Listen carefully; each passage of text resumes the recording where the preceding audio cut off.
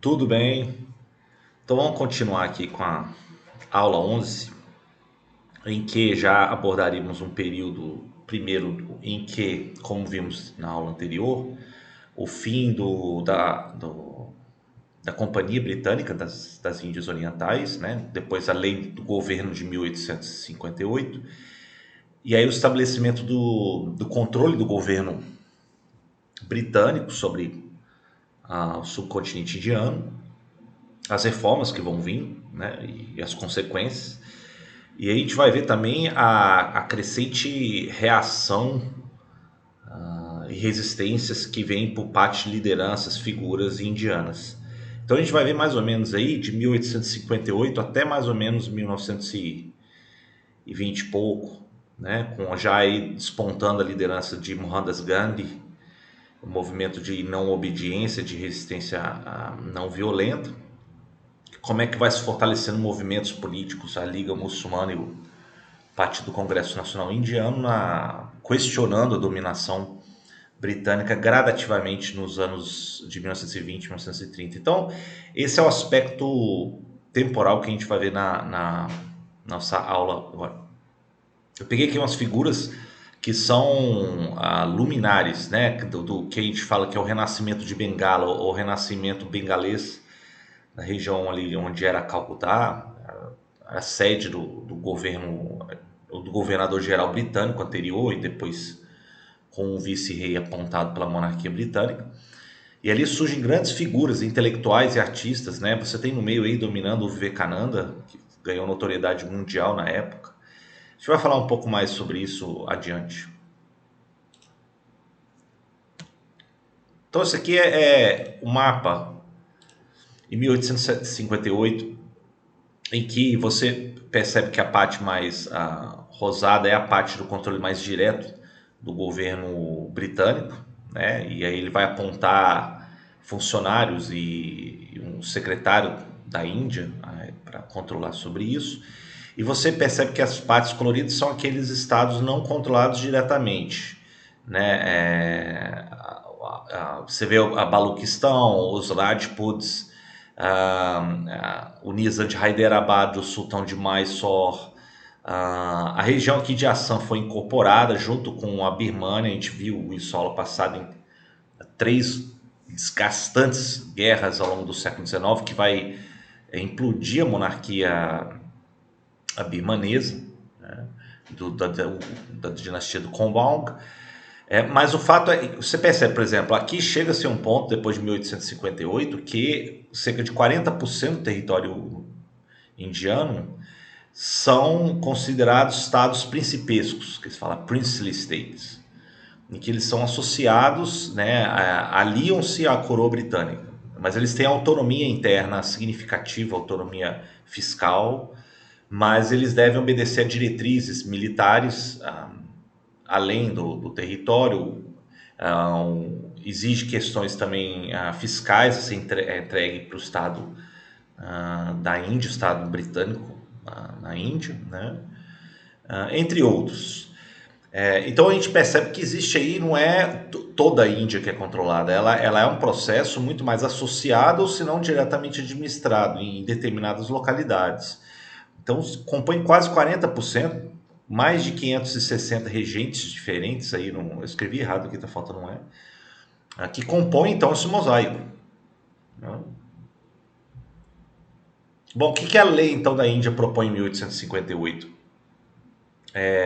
Primeiro, ela abole a Companhia das Índias Orientais anteriores, que tinha, durante o período, uma monarquia da exploração dos recursos, monoculturas, desde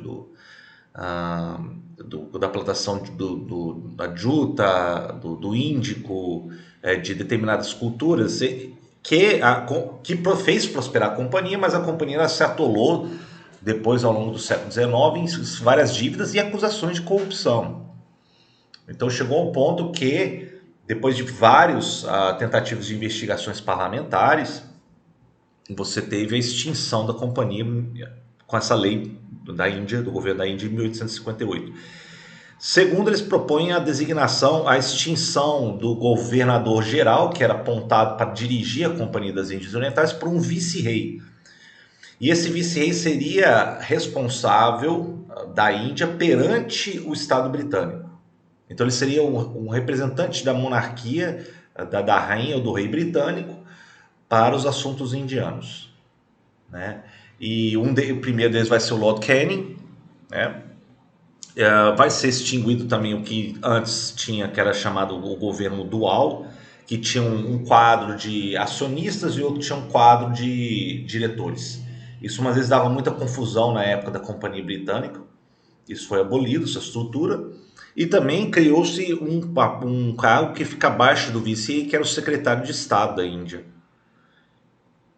que normalmente era apontado entre a elite britânica que existia, que habitava, que estava na Índia, né? Ao contrário do vice-rei que vinha aí das Ilhas Britânicas, que efetivamente se tornou o chefe político, mas ele ainda tinha que responder ao vice-rei, né? E o primeiro deles vai ser o Charles Wood, a partir de 1858.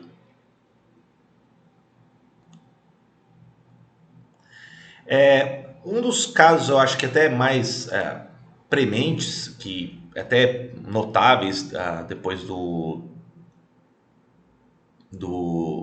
depois da lei de 1858, vai ser o caso Hilbert, né? O caso Hilbert, na verdade, vai ser uma série de transformações que estava acontecendo depois de 1858, em que foi criado, por exemplo,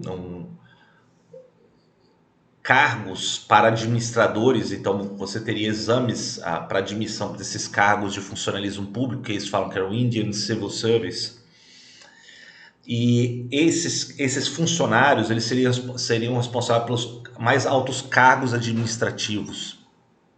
E geralmente, pelo fato de ser primeiro realizado nas Ilhas Britânicas, no início todos, depois quase que todos eram nascidos nas Ilhas Britânicas. Normalmente saíam das escolas de faculdades de direito, de medicina, e isso criou uma tensão, porque você começou a ter com o tempo algum questionamento sobre se determinado magistrado ou determinado funcionário fizesse algum abuso, o que estava se assomando na segunda metade do século XIX, ele seria julgado provavelmente por um magistrado, um juiz britânico. Agora, com o tempo, isso depois de 1870 em diante, alguns filhos da elite indiana, então não eram britânicos, não eram descendentes de britânicos, eles foram estudar, se formaram em faculdades nas Ilhas Britânicas e foram aprovados nesses exames. Então, alguns deles começaram a ser magistrados ou altos administradores. E aí começou-se a perguntar o seguinte: se houvesse um caso de um britânico habitando na Índia, cometesse um crime, ele poderia ser julgado por um juiz que os britânicos consideravam como indiano, porque ele nasceu na Índia? Então isso tudo começou a gerar um debate acalorado na época, que depois foi feita uma proposta pelo vice-rei da época, o Ripple, e por o Hilbert, em 1883, dizendo que todos aqueles funcionários do Indian Civil Service, sejam indianos ou não, não interessa as origens, ele teria que ser julgado por igual. Então isso gerou uma reação entre os mais racistas, os mais isolacionistas britânicos, que não admitiam ser julgados por um juiz indiano. E isso gerou uma série de protestos, de acusações racistas. Isso depois e houve grande resistência. Então isso vai gerar um desgaste grande, discussões entre acadêmicos, intelectuais, lideranças indianas, apontando abertamente, acusando isso como racista. Uma separação entre raças, não importando. Por exemplo, você tinha grandes clubes, como em Shimla, clubes, eu digo clube de cavalheiros, que você tinha clubes em Shimla ou Darjeeling, de pessoas que frequentavam esses clubes de campo, que eram exclusivamente para a comunidade britânica. Mesmo um médico, um juiz indiano, ele não poderia entrar. Então você tinha já uma tensão racista muito clara aí já 1870, 1880, que vai pipocar uma série de rebeliões, né? É, então a lei Hilbert foi uma grande discussão a respeito disso, né? Eventualmente a lei vai favorecer aqueles que deveriam ser por igual. Só que os casos eram ainda muito pequenos. Era muito minoritário ainda os casos em que um britânico iria ser julgado. Achava-se uma brecha ainda para ele não ser julgado por um juiz, mesmo aprovado, mesmo sendo um funcionário da Indian Civil Service, não poderia julgar um britânico, evitou-se. Enfim, expõe-se aí o racismo, uma divisão que estava cada vez mais clara na sociedade indiana já na segunda metade do século XIX, né?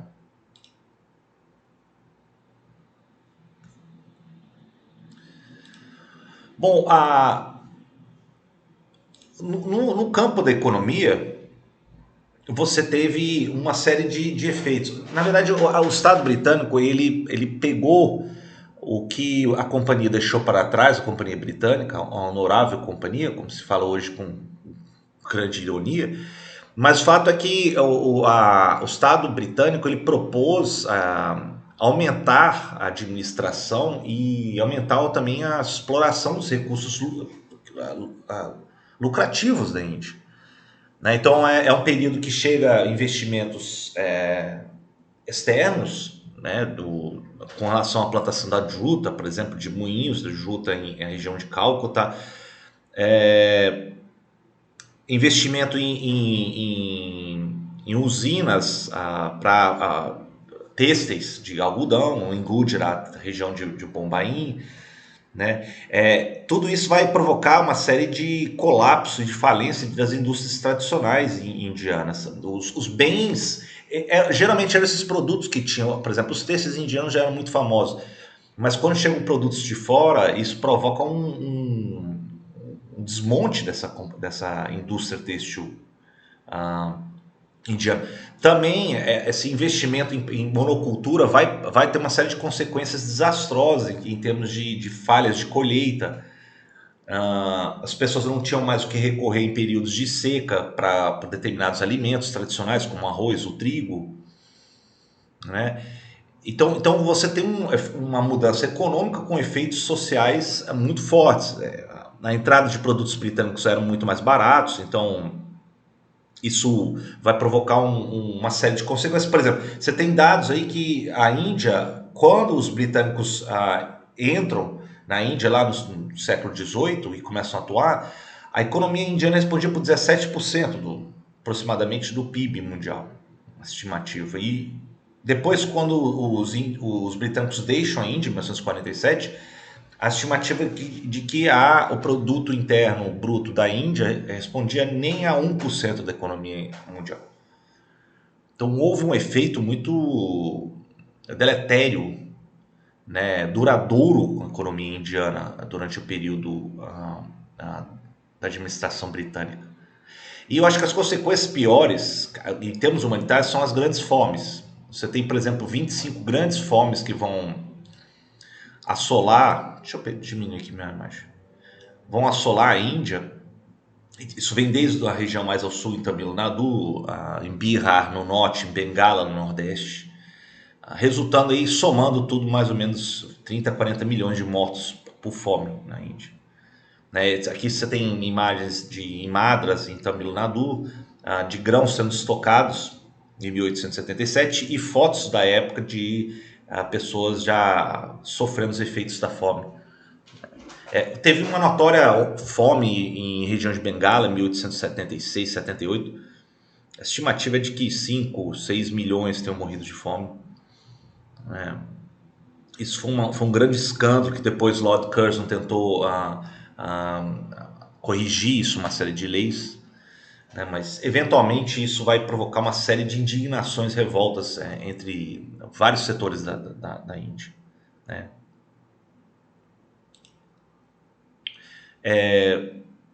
Alguns acadêmicos eles chegam a questionar se essas fomes foram causadas pela administração britânica ou não. Eu não vou entrar no mérito dessa questão, mesmo porque sim, houve questões das secas que atingiam a população indiana antes da entrada dos indianos, mas o fato é que a administração britânica tinha meios de fazer com que isso fosse mitigado. Os argumentos de que o meio natural, como se a gente vivesse ainda em tempos bíblicos, não faz o menor sentido. E outra coisa, certamente foi agravado por tomadas de decisão política administrativa do governo britânico para aumentar terras de plantio de monocultura, por exemplo, em detrimento de produtos de consumo de alimentos de base, como arroz, por exemplo. Então, existe ainda esse debate ainda, o que foi causado, mas certamente teve uma mão política aí e uma culpa do governo britânico que poderia fazer algo a respeito. Né? Você teve, por exemplo, as medidas depois de Lord Curzon sobre a fome de 1897 e 1902, que conseguiu mitigar os efeitos, apesar de ainda ter aí um pico de 4 milhões e meio de pessoas morrendo de fome. Você teve, por exemplo, desde 1880 em diante, administradores britânicos eles começaram a construir uma série de canais de irrigação para a monocultura, mas também depois teve o efeito aí de aumentar o plantio também de alimentos de base. Depois de 1902 mesmo, depois do Curzon, você não teve um grande surto de fome até mais ou menos 1943 em Bengala. E também teve uma série de investigações. Mas, por exemplo, na época do Lord Lytton, que foi o período que teve grandes surtos de fome, o Lytton ele nem se preocupava com relação ao número de mortes de indianos. Né? Até mesmo Curzon, eu não estou aqui defendendo o Lord Curzon. Curzon ali representa o epítome do imperialismo, da arrogância britânica, mas até mesmo Curzon entendeu que era necessário mitigar esses efeitos. Né? Talvez até pelo escândalo que provocou também no meio da opinião pública britânica. Né? Até essa tragédia de 1876-78, por exemplo, até mesmo acabou na abertura de uma comissão de investigação para essa fome, que foi liderado pelo Richard Strachey. Né? Depois foi elaborado um código chamado Código da Fome, né? Informalmente falando a seu respeito, para tentar mitigar outros efeitos da fome que poderiam ser, crises, né, que poderiam ser.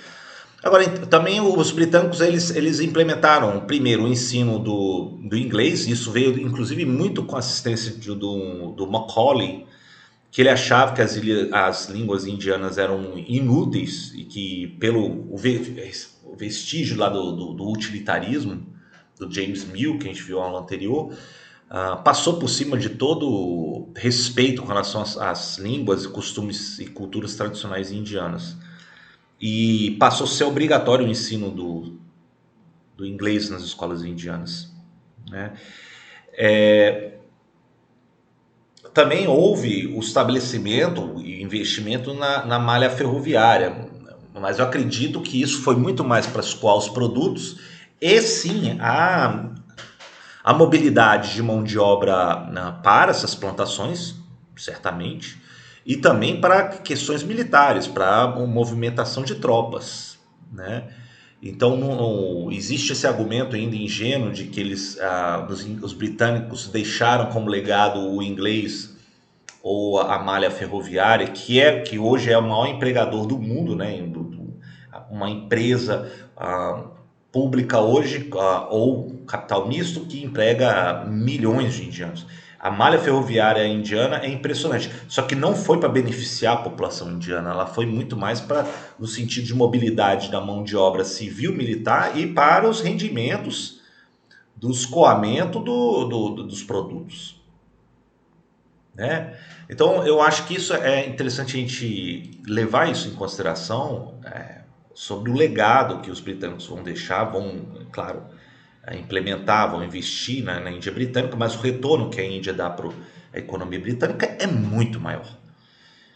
E as consequências sociais e humanitárias aí está bastante evidente. Agora, desses questionamentos, isso é muito interessante.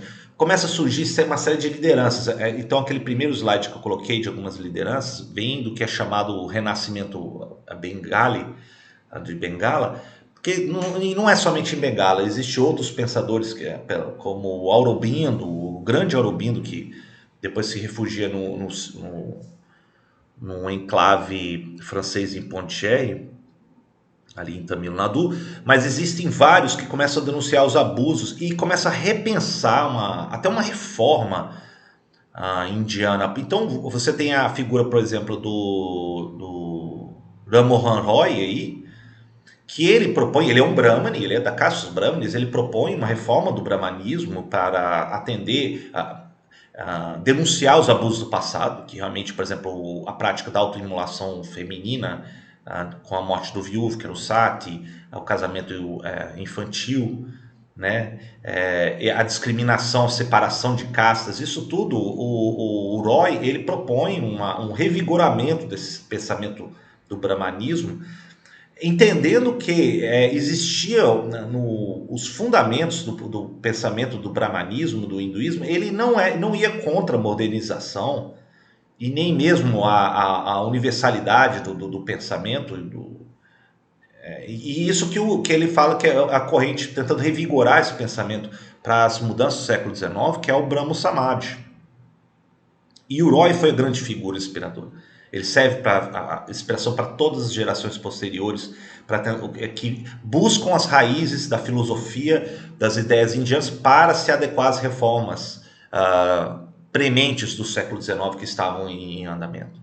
Né? Então não é que eles resistiram negando a presença dos britânicos, mas eles pensaram em reformas. Né? Alguns mais radicais negaram, mas, por exemplo, o Roy ele mostra uma proposta criativa de reforma, de revitalizar o pensamento indiano, o hindu, para as mudanças que estavam acontecendo no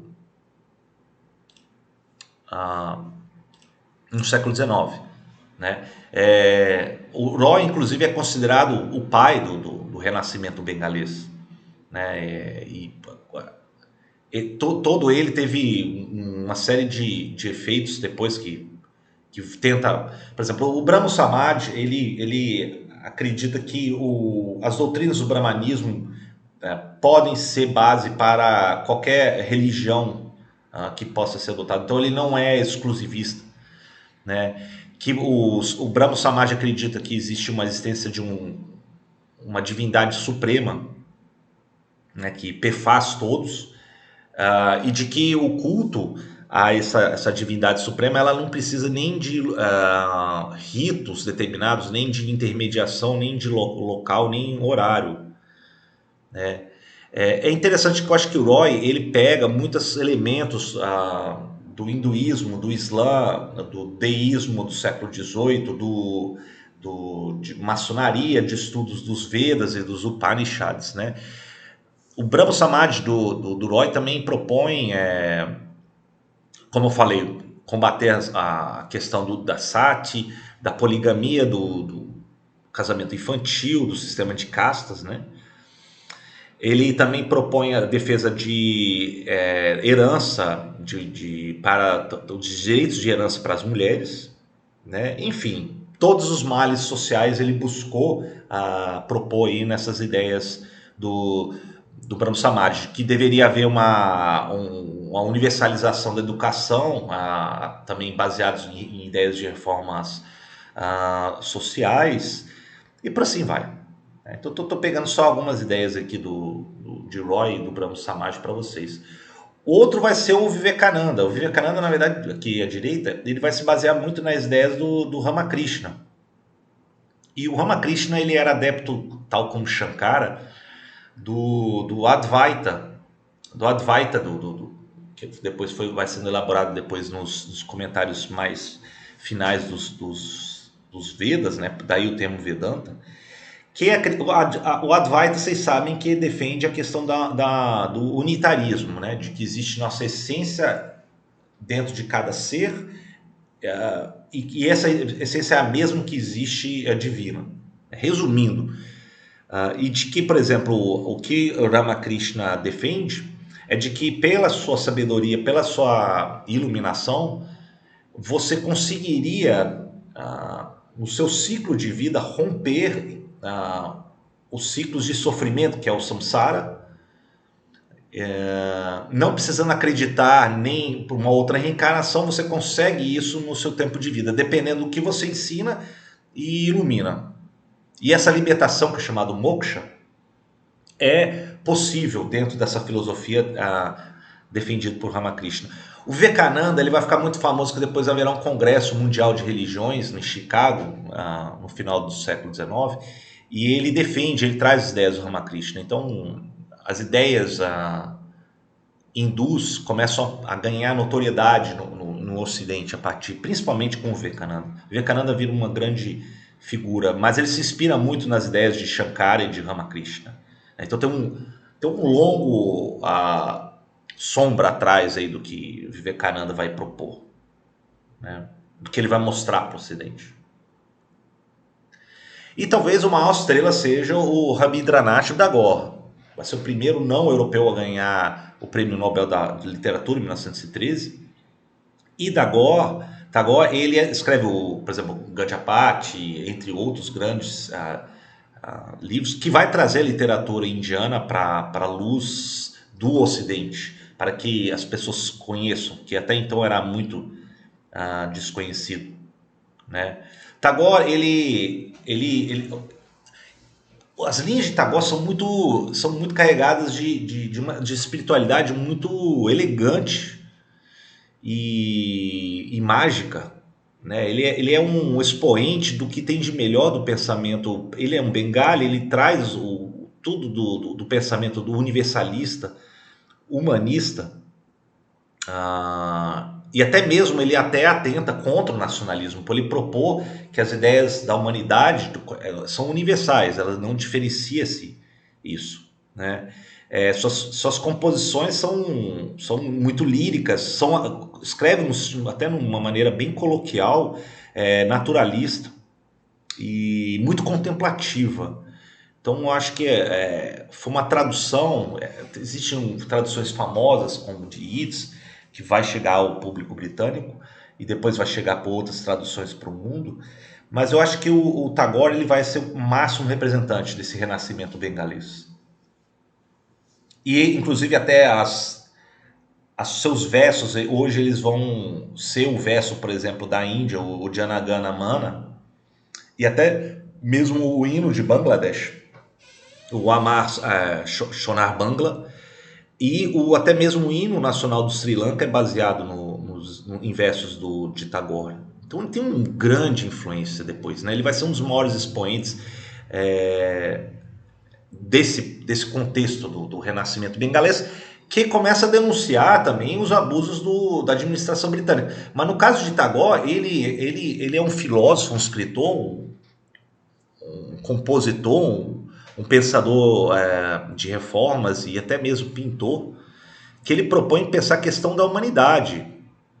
Então ele é um pensamento, ele é um escritor universal, né, nesse sentido.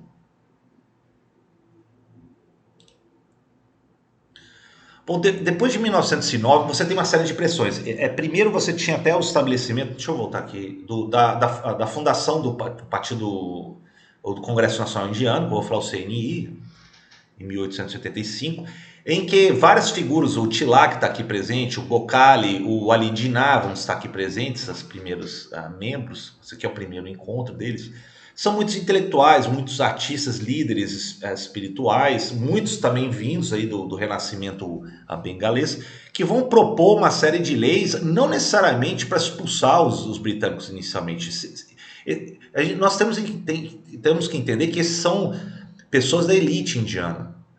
Eles ainda propõem algo gradativo, algo legalista, no sentido de tentar propor reformas dentro do âmbito jurídico britânico, imperial britânico, para que fosse dada mais representação a eleitores indianos para as localidades. Mas não que eles já almejavam o fim do Império Britânico. Isso ainda vai se radicalizando depois da Segunda Guerra Mundial em diante.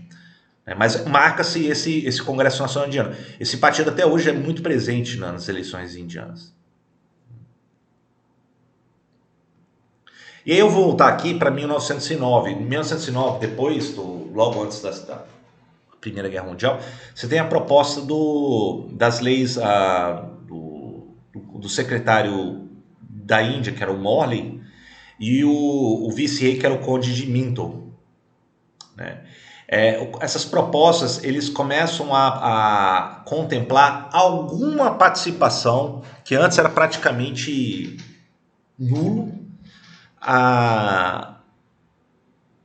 pedidos desses muitos membros do Congresso Nacional Indiano, de lideranças indianas, de ter algum poder de eleição para poder escolher alguns representantes nas câmeras provinciais. E isso que veio com as reformas de Morley e Minto, né? Então ela é uma proposta que, primeiro, atende a esse pedido de eleitores poderem escolher locais na Câmara Legislativa local, então ainda é muito limitado, porque isso seria supervisionado por um representante executivo que era apontado pela administração britânica. Poucos eleitores ainda poderiam votar, então a franquia ainda era muito reduzido àqueles que tinham certas condições ou propriedades, né? E o que eu acho mais importante, eles começam a adotar um sistema de eleitorado separado. O que eu quero dizer com isso? Significa que você vai votar de acordo com a sua categoria religiosa. E o que você iria votar, você teria a representação de alguém para representar a sua categoria religiosa. Ou seja, você já tá aí instituindo um embrião de separar eleitorado, por exemplo, muçulmano de eleitorado hindu, por exemplo. E isso vai criar depois consequências que pode-se depois pensar no dividir para dominar, né, dos britânicos, visando separar categorias, que vai desandar depois lá na frente para a Liga Muçulmana do Jinnah. Depois vai ter a partição do Paquistão em 1947 em diante. Então acho que essa é a importância das leis Morley e Minto. Deixa eu só voltar um aqui para trás. Eu esqueci de também trazer outras figuras no contexto do Renascimento bengalês. Você teve um grande artista que foi o Satyajit Ray, da escola de Calcutá. Então isso reflete também na pintura, aqui já observado a influência ocidental na pintura da escola de Calcutá, na figura do Satyajit Ray. E também o grande escritor Nazrul Islam, de Bangladesh, que também traz aí toda a herança lírica dos cantos, né, dos versos, da devoção do Bhakti para a literatura de Nazrul. Esse aqui depois eu vou mostrar. Opa!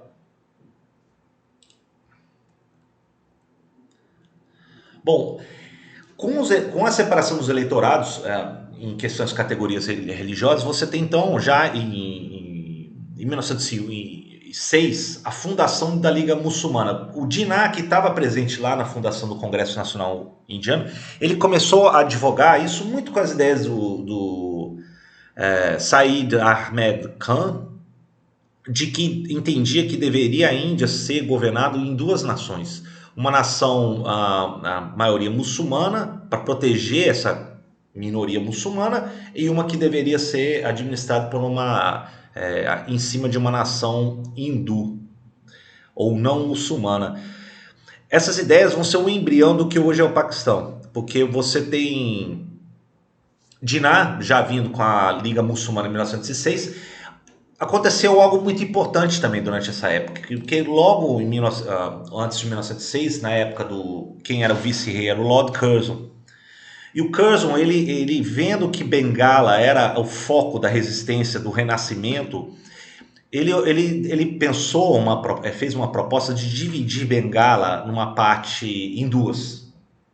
E essa partição de Bengala, isso antes de 1906, ele visou dividir regiões que tinham muitos muçulmanos e que tinham regiões de muitos hindus.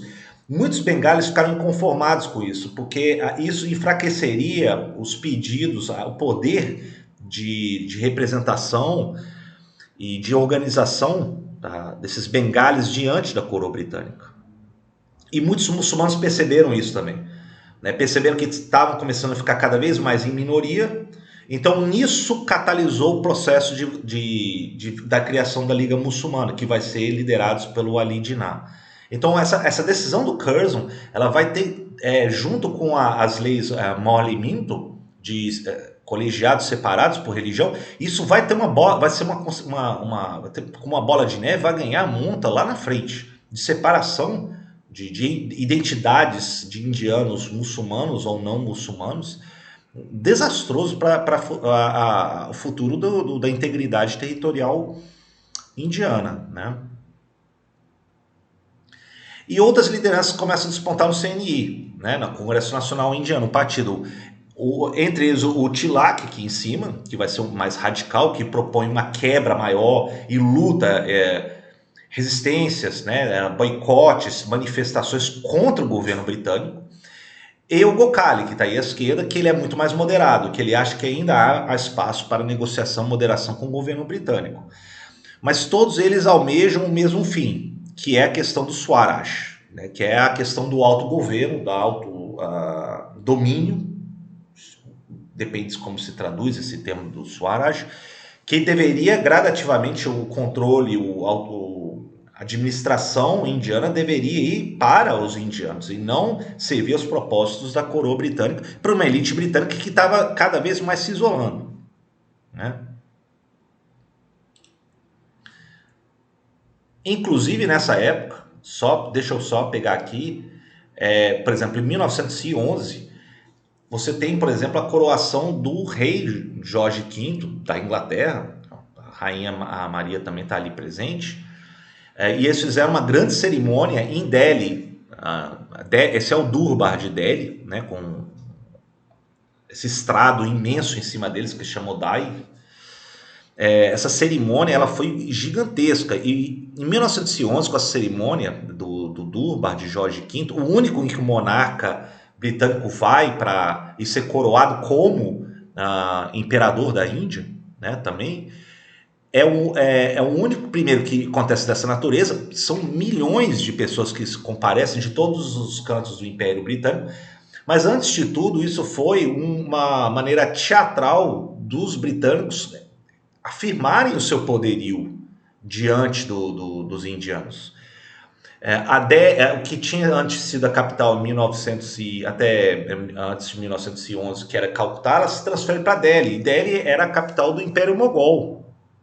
Então isso é muito significativo, né? Você tem uma série de reformas urbanas, arquitetônicas, que marcam até hoje o Delhi, né? Como as obras de Lutens, esse que era o antigo palácio do vice-rei, hoje o palácio presidencial indiano, o Rashtrapati Bhavan, e marca até uma...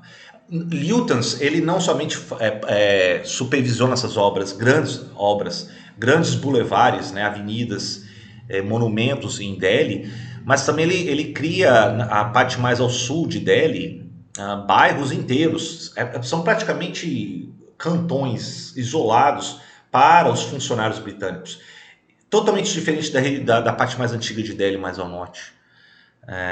São bairros muito mais arborizados, avenidas amplas, né, justamente para abrigar os funcionários britânicos em detrimento do resto da população delita, né? Mas essas obras de Lutens, ele é importante porque ele marca a primeira transferência da capital e uma maneira muito mais teatral do governo britânico se afirmar diante dos indianos. O que denota uma fragilidade, porque quando você tem o controle do poder, você não precisa gastar em tantas obras, estátuas, monumentos. E em 1911 já estava bastante claro que isso estava sendo questionado pelos indianos. Então eles fizeram esse ato teatral, esse grande durbar da coroação, justamente para tentar ainda desencorajar questionamentos de que o Império Britânico existia. Então é interessante a gente guardar essas informações, né? Bom, aí veio a Primeira Guerra Mundial. É claro que os britânicos envolveram milhões de soldados, e a mão de obra indiana atendeu os pedidos do Império Britânico. Muitos morreram ali na região da Mesopotâmia, também em determinadas campanhas na Europa.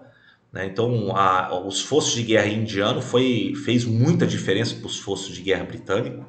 Né? Os indianos depois, entendendo que foram em grande parte leais ao Império Britânico na Primeira Guerra, eles pediram maiores reformas com isso, né, como contrapartida.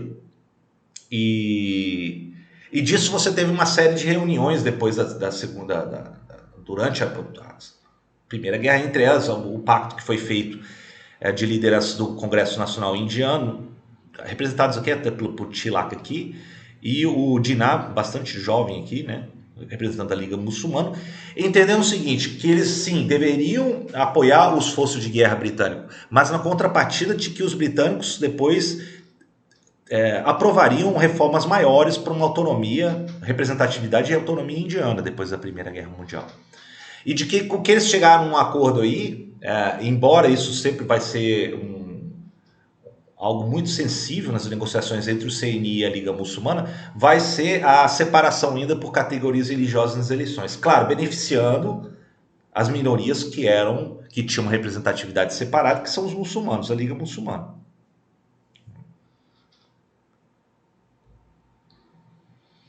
E em 1919, então, veio as leis de Montagu-Chelmsford, que amplia a franquia de votos indianos.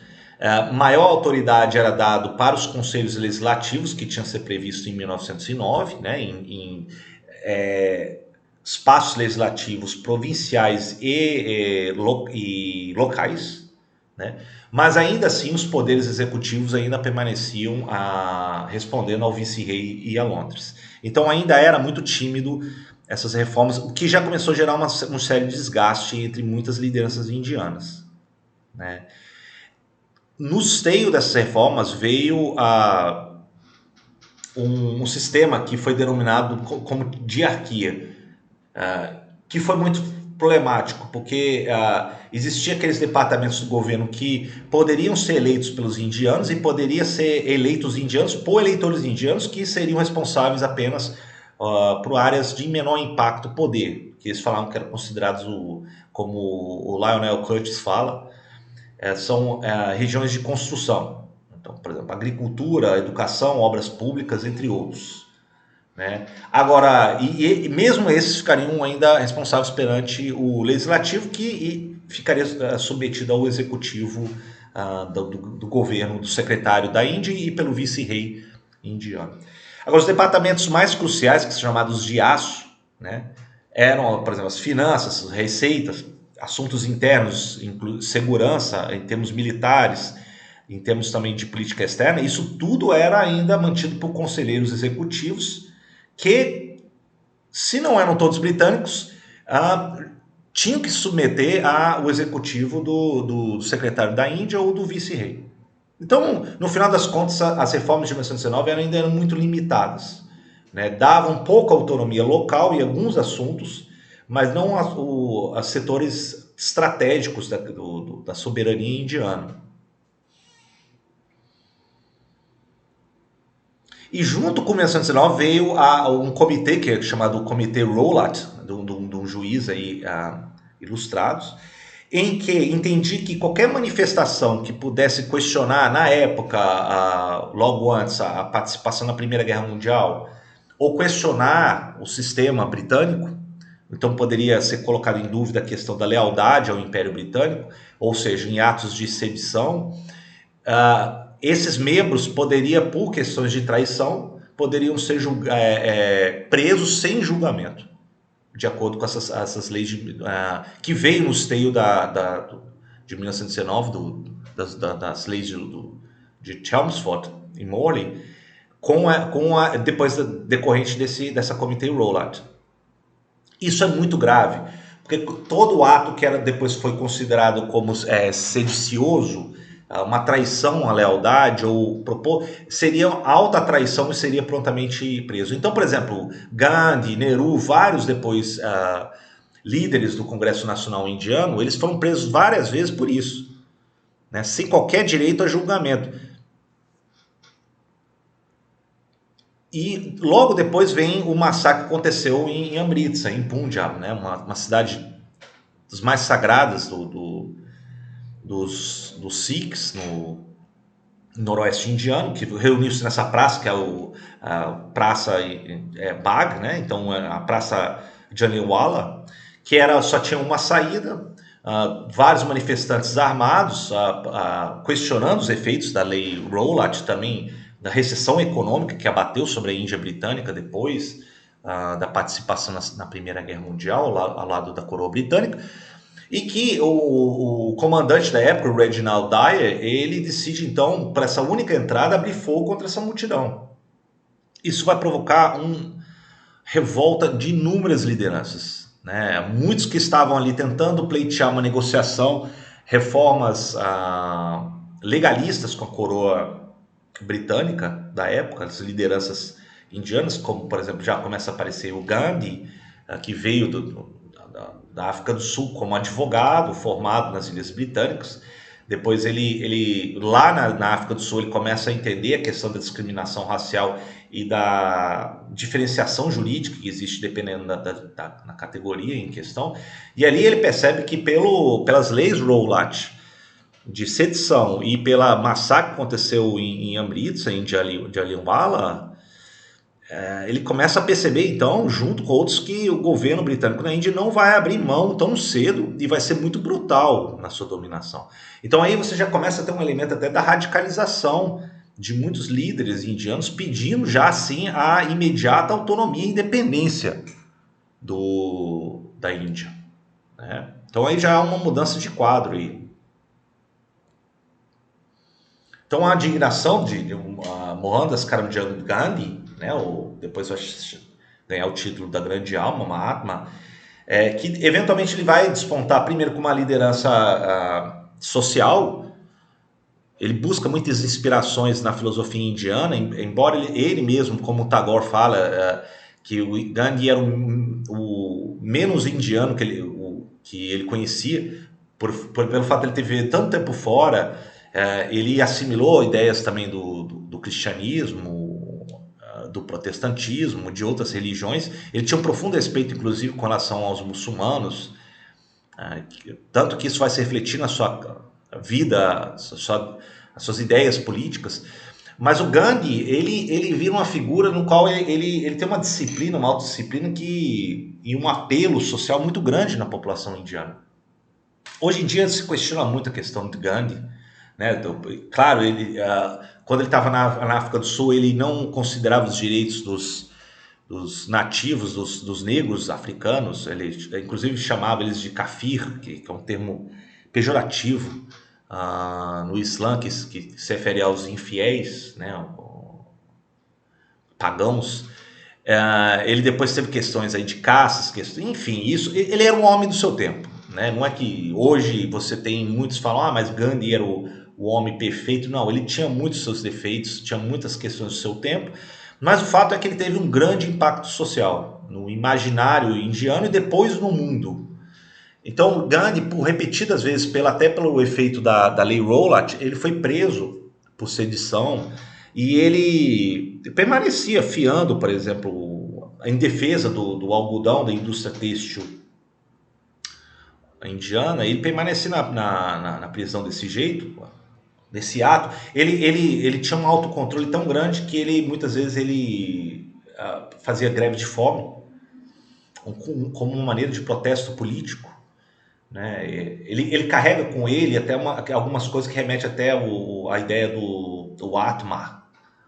Na verdade, muito mais do Atma é o Ahimsa, que é a não violência, no sentido de que todos os seres têm uma essência divina entre elas, da unidade divina que é o Atma, inclusive os animais, todas as formas de vida, e que, portanto, ele era vegetariano. Ele não admitia nenhuma violência contra nenhum ser que tinha essa essência divina que é Atma. É uma herança, talvez uma influência que ele tenha por parte da sua família lá de Gujarat, que ligados talvez ao jainismo, né? Gandhi ele escreve uma obra que é muito interessante, uma pena que não tenha sido traduzido ainda ao português, que é o Hind Swaraj. E o Hind Swaraj, ele entende, essa que são as propostas mais interessantes de Gandhi, na minha opinião. Ele entende que você deve buscar o autocontrole, o Swaraj, não somente em termos políticos, do sentido que vai depois ganhar monta na Índia, de ter o autogoverno indiano expulsando aqueles britânicos, estrangeiros, opressores e por assim vai. Mas também no sentido do campo da ética, de que o autocontrole pessoal em cima do seu corpo, né, em cima do que você come, né, em cima do que você faz, você é responsável pelos seus atos. Se você conseguir, você tem que manter controle sobre si mesmo. Desde a alimentação, dos seus atos, da não violência com relação aos outros seres. Então ele compõe um livro que amarra questões individuais éticas com relação às consequências sociais e políticas do ato individual, que é o elemento do Swaraj. Né? Agora, claro, o Swaraj do Hind, né, que ele depois aí propõe, ele está depois extravasando isso para, desde o campo pessoal, para o campo social e político. Então, isso sim, os indianos deveriam se autogovernar também. Só que para isso você deveria passar por uma série de etapas pessoais, para que depois isso pudesse depois ser ampliado para questões maiores. É um livro muito interessante, ele não é muito extenso e talvez ganhe uma tradução ou adaptação aí depois para o português. Eu acho essa uma das obras mais interessantes dele. Eu li quando estava fazendo ainda mestrado muitos anos atrás, foi indicação de um amigo meu indiano, inclusive na época.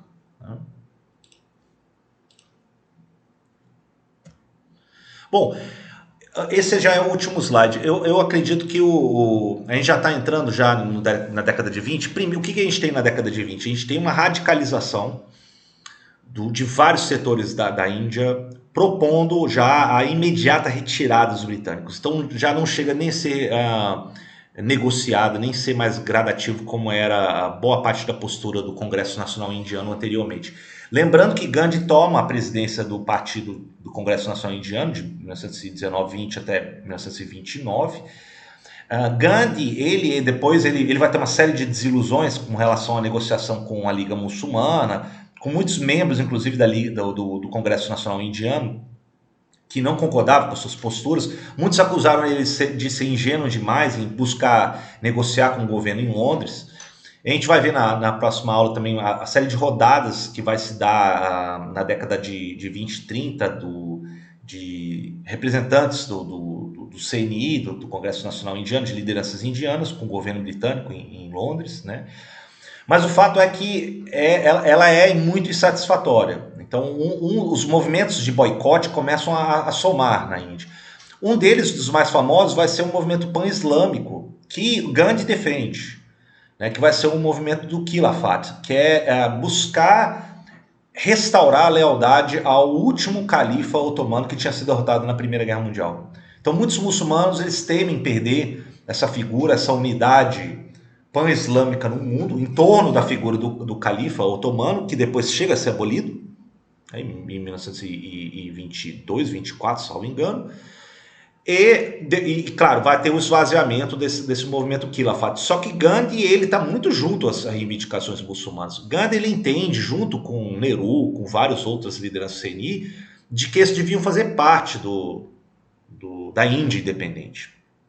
Agora, a contrapartida vai ser o que a Liga Muçulmana e o Jinnah defendem, de que não, olha, eles temem ser minoria, que eles não vão ter, portanto, grande representação num espaço político indiano independente, né? Então eles defendem ainda a preservação de categorias eleitorais religiosas para que eles pudessem ter ainda preservar sua existência minoritária. O que isso vai dar terrivelmente errado e vai resultar na separação, na partição do Paquistão da Índia de 1947 em diante. Então a gente já está vendo o embrião ganhando força, aí, ganhando corpo do que tinha começado lá com a Liga Muçulmana em 1906, os efeitos da lei britânica permitindo isso, desde da lei Morley-Minto até aí radicalizar o movimento depois da Primeira Guerra Mundial em diante. Talvez o ato mais famoso de boicote, de visibilidade social de Gandhi seja quando ele decide também boicotar o sal que era taxado pelas autoridades britânicas em cima dos indianos. Então ele faz uma marcha de centenas de quilômetros e ganha muitos seguidores aí em direção ao litoral, em que ele mesmo vai lá e depois ele começa a colher, a tirar o sal de determinadas localidades no litoral. Claro, isso é tudo simbólico, isso não vai ter um impacto, mas tem um impacto na mentalidade indiana. E novamente ele vai ser preso pelas autoridades britânicas diante disso, porque isso é considerado um ato de sedição, de traição e por assim vai. Enfim, eu vou parar por aqui para termos aí espaço para já observarmos como é que a Índia vai andar da década de meados da década de 30 em diante, com as negociações com as autoridades britânicas e como que isso vai desandar na participação britânica na Segunda Guerra Mundial até chegar à independência e a partição em 1947 em diante. Tá bom? Até mais ver então.